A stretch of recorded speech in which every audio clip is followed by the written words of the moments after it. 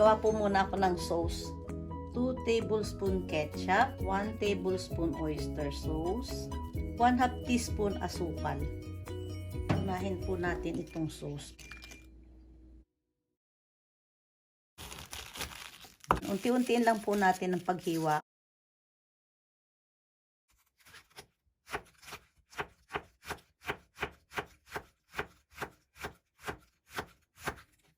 Ayan po.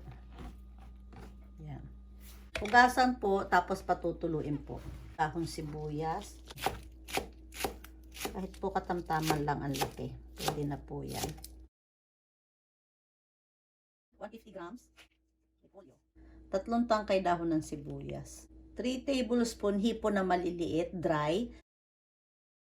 50 grams cheese. 2 egg. Ayan. 1/4 teaspoon paminta. Pinch of salt. 3 tablespoon. Mix po natin mabuti. 1/2 teaspoon chicken powder. Hindi lang po yung nilagay ko kasi baka umalat. Version ng okonomiyaki sa Japan. Pwede po kayo maghalo dito ng kimchi.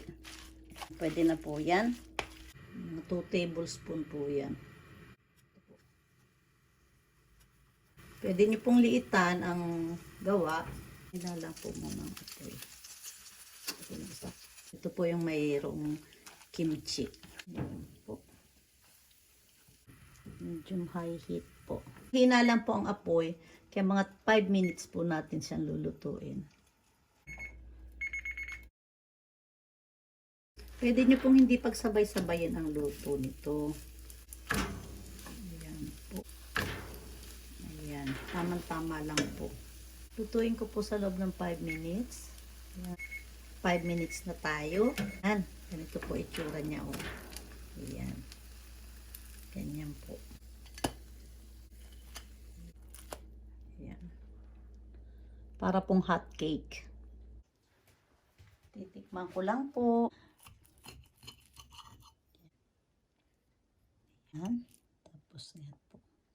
Itadakimasu.